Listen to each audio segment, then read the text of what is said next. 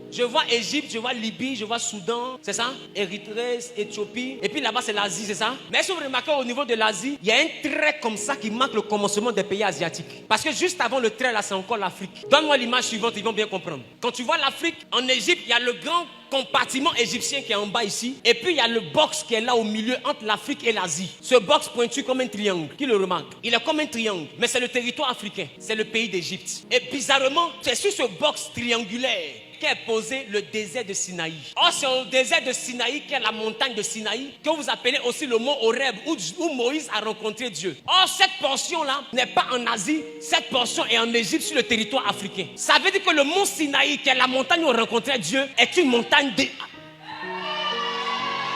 Quand on te parle du mont Sinaï, tu as l'impression qu'on parle d'ailleurs. Le mont Sinaï est en Égypte. Voilà, ils ont écrit en bas quoi? Péninsule du Sinaï. En bas, vers le chiffre 6, 5. 6, 7, 8, 9. Ils ont mis désert du Sinaï. À partir du chiffre 8 en bas, ils ont mis mont Sinaï. Entre parenthèses, Horeb. Donc la montagne d'Horeb, où Moïse a rencontré Dieu. Et Dieu lui a dit, Moïse, retire tes chaussures. Ce n'était pas en Europe, c'était en Afrique. Ça c'est un.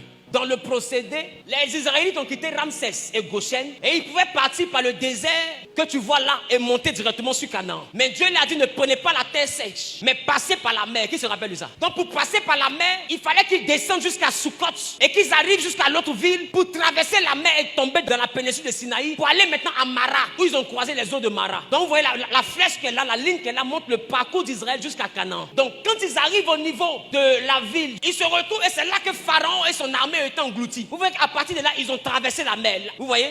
Les pointillés traversent la mer. C'est là que les Égyptiens étaient engloutis. Ça veut dire que les Israélites n'ont jamais traversé la mer pour aller en Israël. Ils n'ont jamais traversé la mer pour sortir d'Égypte. Parce que traverser la mer les ramenait en Égypte. Je vous ai dit que le triangle, c'est quel pays? Ça appartient à l'Égypte. Sinaï est en Égypte. Non, la mer qu'ils ont traversée, quand ils traversent la mer du côté de cette Égypte jusqu'à l'autre côté, ils sont encore dans quoi? Ils sont encore en Égypte. Et c'est parce que Dieu savait qu'il ne pouvait pas dribbler l'armée de Pharaon à pied que Dieu lui a dit de ne pas prendre le chemin sec, de passer par l'eau, parce que Dieu avait la stratégie de tuer l'armée. Donc Dieu les envoie dans la même Égypte à passer par la mer parce que Dieu voulait utiliser la mer pour semer les Égyptiens. Parce que si ce n'était pas la mer, ils allaient rattraper Israël. Est-ce que je parle à quelqu'un? Il y a des chemins qui sont courts dans la vie et Dieu te demande de faire grand tour. Il ne faut pas poser question, il faut faire grand tour. Il sait pourquoi. Le raccourci là, ils vont te rattraper. Mais dans le grand tour là, il a prévu le plan pour te délivrer définitivement de tes ennemis.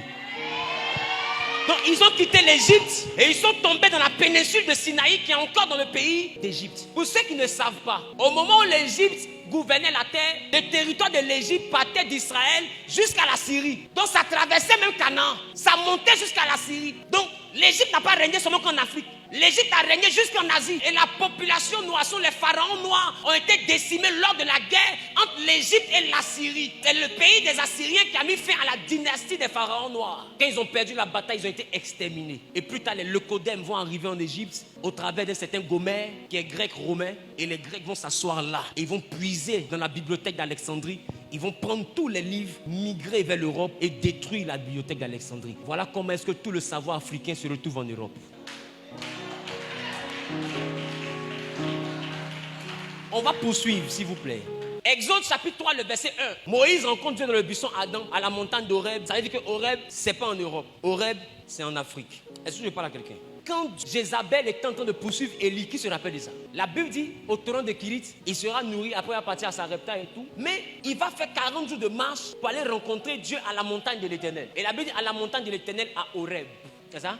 Il se leva, mangea et but, et avec la force que lui donna cette nourriture, il marcha 40 jours et 40 nuits jusqu'à la montagne de Dieu à Horeb. C'est-à-dire que la montagne de Dieu, où Dieu avait l'habitude de descendre, s'appelait Horeb, s'appelait aussi Sinaï, et c'était en Égypte. Dieu avait l'habitude de descendre en Afrique. Donc Élie, même pour rencontrer Dieu, a dû quitter son pays et venir jusqu'en Égypte, principalement sur la montagne de Sinaï, pour pouvoir rencontrer Dieu. Et c'est quand Dieu arrive qu'il voit Élie, et Dieu dit à Élie, que fais-tu là? Parce que c'est l'endroit où on le voit. Et comme c'est l'endroit où on le voyait, c'est là-bas qu'il a rencontré Moïse. Et c'est encore là-bas qu'il a donné rendez-vous à Moïse. Et c'est là-bas qu'il a écrit les 10 lois. Les 10 commandements ont été écrits sur le mont Horeb ou le mont Sinaï, comme tu veux l'appeler. C'est-à-dire que les 10 commandements ont été écrits sur le territoire africain, avec le doigt de Dieu. Ce qui me choque, c'est Wikipédia. Parce que Wikipédia nous montre cette photo-là. Quand je demande à Wikipédia qui est Élie, Wikipédia me dit que le village d'Élie, on ne le connaît véritablement pas. Mais eux, ils arrivent à dessiner Élie comme étant quelqu'un qui a une peau foncée. Mais en même temps, on dit Élie le Tishbite, l'un des habitants de Galade. Je ne sais pas, peut-être que c'est moi qui comprends mal. Mais il est habitant de Galade, d'accord. Mais on dit le Tishbite. Or, dans tout Israël, il n'y a pas le village de Tishbé. Élie vient d'où alors? Puisque c'est un prophète qui apparaît dans le temps des Juifs, mais sans village sur le territoire juif. Les théologiens ne savent pas où situer son village dans le territoire d'Israël. Et bizarrement, quand Élie doit rencontrer Dieu, il va à la montagne de Dieu, mais Élie redescend en Égypte. Il apparaît en 1 roi chapitre 17, et quand il est menacé, il fuit pour aller en Égypte. Là-bas, il se ressource, et après il remonte. Et c'est en revenant du mont Sinaï qu'il a convoqué le mont Carmel, où le feu est descendu. Il revenait d'Égypte. Là, je vais laisser un grand point d'interrogation et puis continuer. Élie ne serait pas un Égyptien, mais Élie serait donc un mélano aussi.